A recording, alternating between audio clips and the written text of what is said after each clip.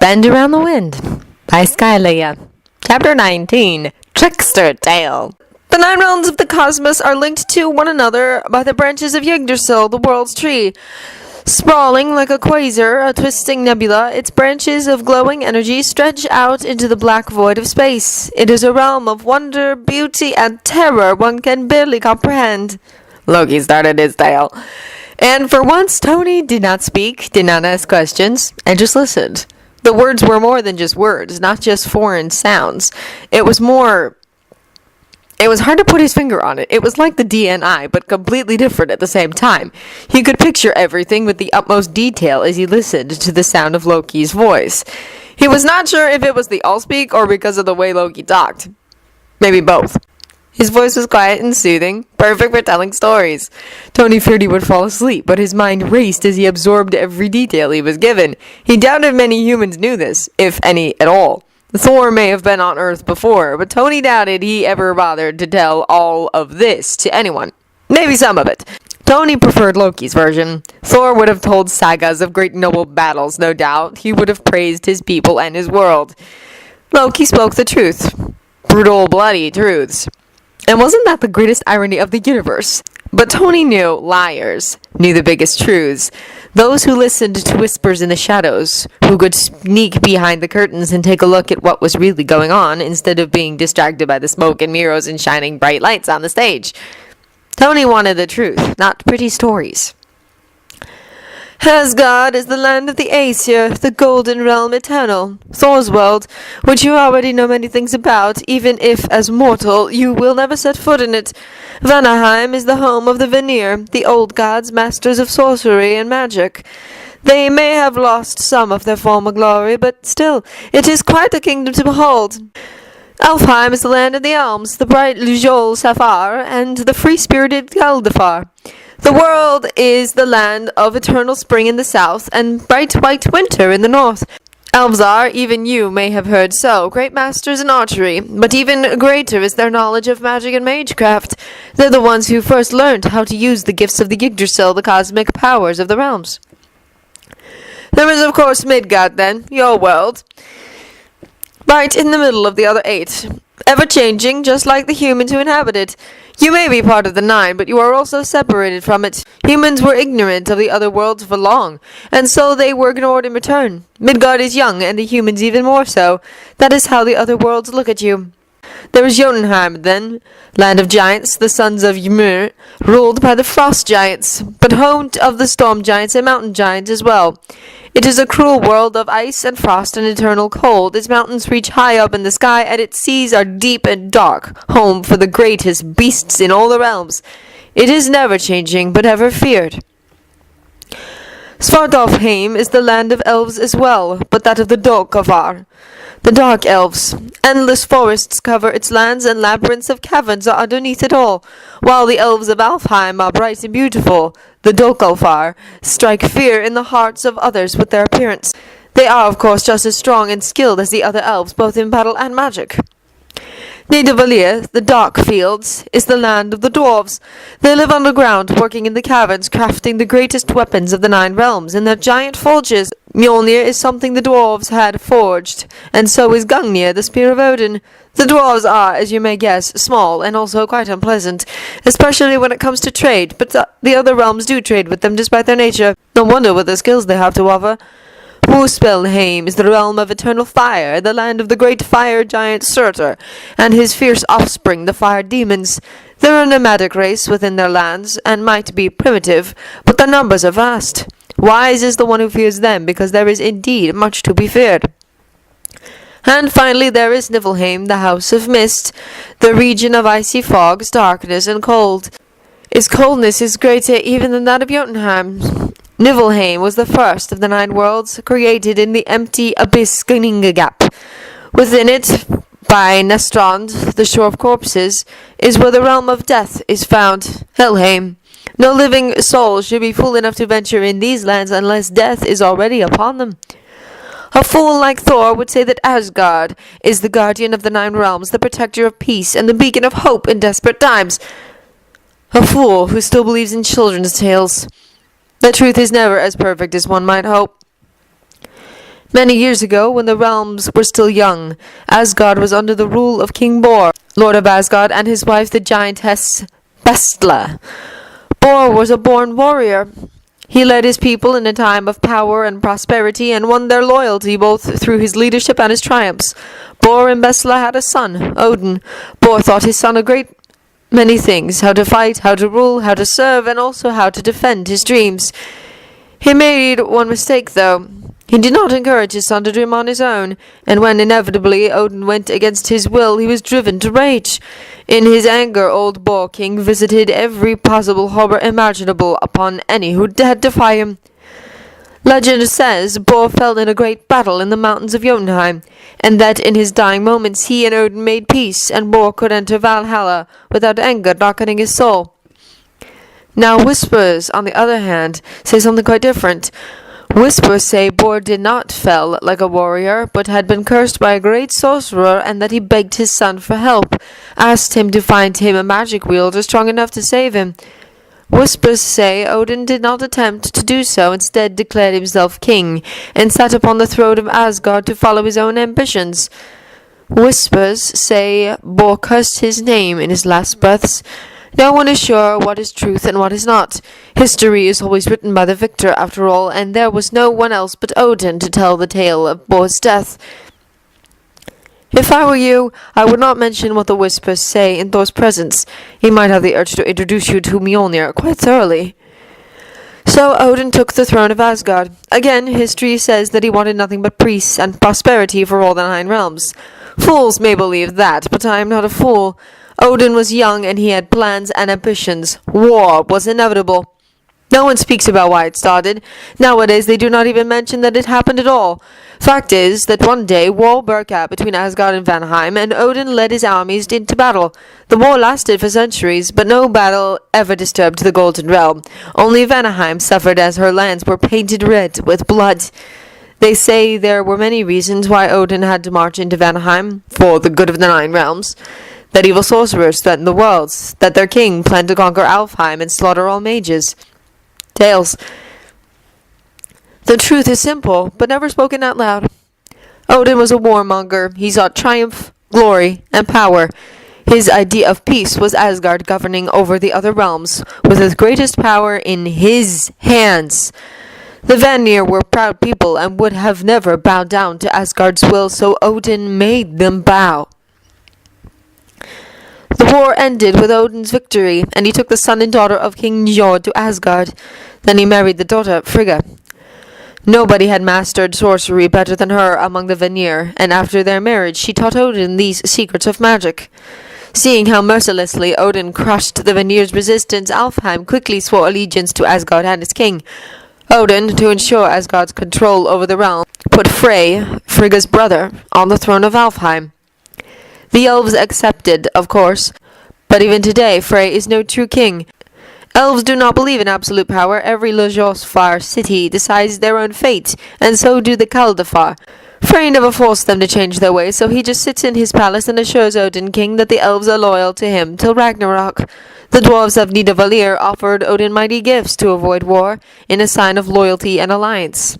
The weapons Mjolnir and Gungnir, the necklace Brisingamen for Queen Frigga, and the sword Hofund, the weapon of Heimdall, gatekeeper of Asgard. It was quite a price to pay, but Odin accepted, so there was no war on Nidavellir.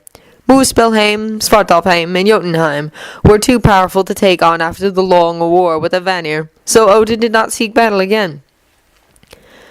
So peace may have been possible, at least for a while, if not for King Laufey of Jotunheim attacking Midgard. Now again, fools may believe that the frost giants attacked for no other reason but to kill and destroy mindlessly, and that the noble Odin had to intervene in order to save the weak defenseless mortals from the monstrous beasts. It was the honorable thing to do, right? Thor still believes that. That Odin's only reason to defend Midgard was honor, and that's the only reason why Asgard still protects the realm. Asgard, the great protector, and its noble warriors. What a joke. The truth is, again, more complicated than that, and a lot less respectable. King Laufey was wary of the way Odin gained power after Alfheim and Nidavellir bowed down without a fight. He feared Odin will want Jotunheim next. It was a justified fear, Bor himself tried to be king of Jotunheim many times, but he always failed to conquer his wife's homeland. So Laufey set out to strengthen his own armies, but he needed a land richer than Jotunheim for that. He hoped for a quick victory, so he decided upon Midgard. Humans were no match against the army of Laufey, and surely they would have been conquered if not for the Aesir siding with the humans. Sounds like the Aesir did the right and noble thing. Only it was not the humans Odin was so worried about. Midgard is part of the 9 realms, that is true. It hangs on a branch of the Yggdrasil, but unlike the other 8, it also exists in the physical world beyond the world's tree. Asgard and the other 7 realms cannot be approached, only through the Yggdrasil. They exist on a metaphysical cosmos. We are outside of it now, and despite having this ship we could search for as long as we wanted, we would never find any of them like this. Midgard, on the other hand, exists in both worlds. I can see it in the look on your face that you already figured out what that means. Midgard is the gateway between the 8 old realms and the physical universe. There are, of course, other gates, but none is as secure as Midgard. If Laufey would have conquered your world back then, he would have not only gained power of the realm, but the only secure pathway in and out of the 9 realms. Now Odin surely could not let the frost giants have such an important strategic point in their hands. So Odin intervened, fought Laufey's army, and eventually beat the frost giants back to Jotunheim. Then he did as he did before with Vanaheim. He took a prince and the heart of Jotunheim, the casket of ancient winters. Taking that, he tossed the land in eternal darkness and decay, left the giants to slowly die and waste away. They are cut off from the other realms like this, forced to live on their dying world until the end with no way out. History is written by the victor, though. So Asgard is the noble savior of mankind, and then Jotnar, the evil monsters of every tale. This leads us to why Odin did not discourage Thor to become a protector of Midgard. The gateway must be protected. If anyone would happen to conquer your world, someone from outside of the 9 realms, they would suddenly have a path in their hands that leads straight to Asgard. Humans are lucky, because if not for this role as a gateway, no help would ever come from the Aesir. Odin is a great king, a cunning king, even more so, for he hides his clever schemes behind a shield of valor, and wraps his lies in false honor, and coats himself in noble ideas. And the 9 realms celebrate him for it. You may as well know this, since it is in the past, that the Tesseract was not the only thing the other's master wanted, but the way into Asgard as well. He would have never let me rule Midgard. He would have slaughtered you all and used the globe as a base of operations. He would have used the Tesseract to open a gate to Asgard, and through there into Odin's vault. For there lies something he is very eager to have again. You never say his name. Tony spoke for the first time in a long time. No, and I won't ever do so. Why? Because his hand reaches far and deep, and I want anything but invite him to my mind by speaking his name. He can do that? That and more. I have not suffered much at his hands. He wanted nothing but then to grab hold of and tear out any valuable knowledge from my mind. He saw the Tesseract before I could close him out again, and soon enough the deal was done. Well, after they convinced me, you see. So he didn't mess with your head? Depends on what you mean by that. I was in control of my own actions. Nothing forced me in that manner. But you already know I was in the void, the world between worlds. Before they found me, I was unstable, let's say. He tore the last of my mental defenses down. My mind felt like a raw wound that never stops bleeding. Only it's not blood that pours out, but everything you hoped to seal away forever.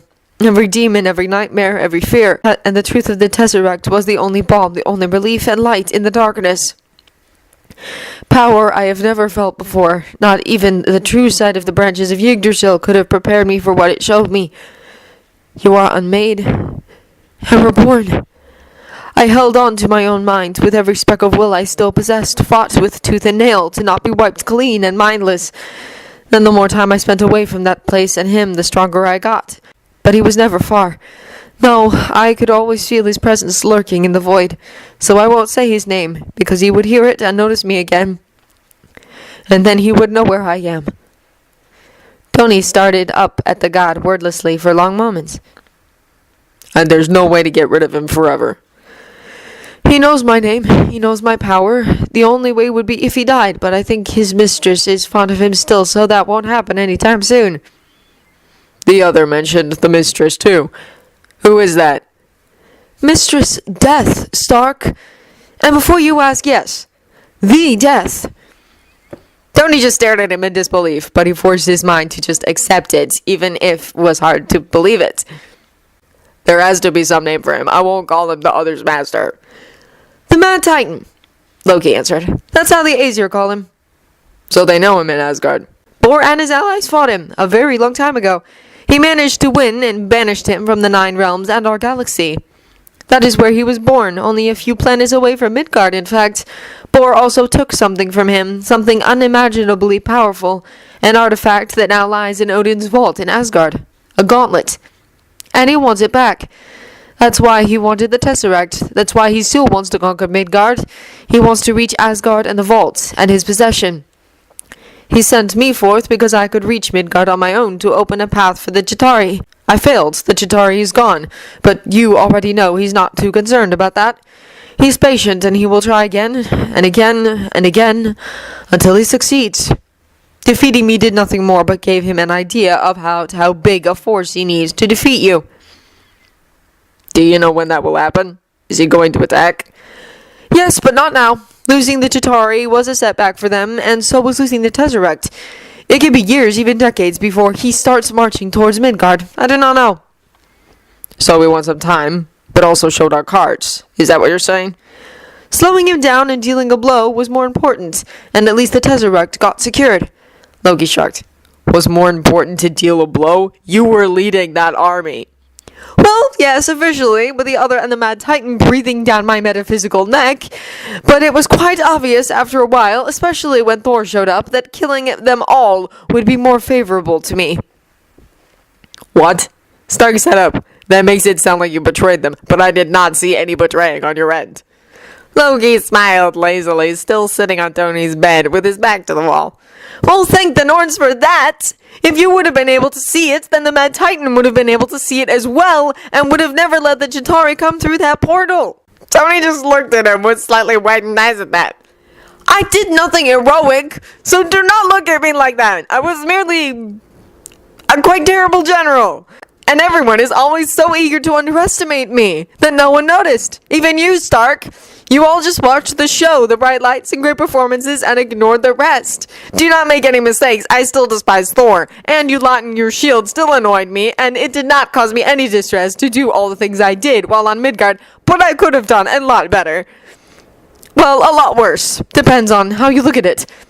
I could have been silent, hidden, attack you with the full army at a more strategically important location than your tower. How on earth? Because the lie was hidden in the truth. Loki told him. The destruction was real, so were the deaths. My oh so low opinion about humans was true, and the danger itself was very real. But you were a lie. I am never a complete truth, Loki corrected. You could have just not opened the portal and... Oh, but then the Chitauri would still be alive, and neither you nor Asgard would have taken the threat seriously. The emphasis is on Asgard, of course. Odin had to see, and he did. He will be prepared by the time the Mad Titan gets close. My head hurts just listening to this, Tony said. I'm gonna need some time digesting it. Nothing complicated. I had no other choice but side with them after I was pulled out of the void. I was angry, half mad from what I've witnessed, and I was craving destruction and revenge. He could feel that while I was there, and used it to his own purpose. Tore into my mind and left me no choice but to agree to his plans. Then I came to Midgard through the Tesseract, and with the distance between myself and the Mad Titan, I could slowly put myself in order again. I followed the plan that was made by the other while searching for other possible solutions for my predicament. I made myself known to Midgard. I held some grand speeches so that you would know what was coming, even if I did not really count on your success at that point.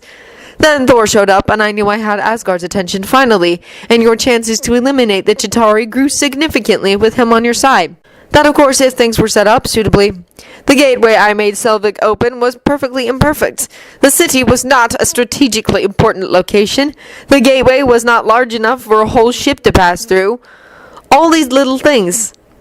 You certainly outdid yourself by destroying them all single-handedly. Pity I did not see that personally. Your beast was redecorating your floor with me around that time. That was unpleasant. Then you did not flee because you thought you would be safe from the other and the Titan in Asgard. Unfortunately, my prison was not as safe from intruders as I would have hoped. Loki finished. I'm sure you could have come up with a plan that did not involve such a big body count and destruction. Tony accused. Yes, maybe, but I'm the god of chaos. There is always destruction in my wake, so do not ever expect anything else. I enjoy chaos, and it follows me like storms follow Thor. And I did not really care about the damage done to Midgard. It was minimal, considering. Would you do anything differently this time, with knowing what you know now? Loki just smiled again. Maybe, maybe not. I'm unpredictable like that. Maybe you could convince me of a better plan. Maybe Thor would show up and anger me so much that I would just want to burn something down. Who knows?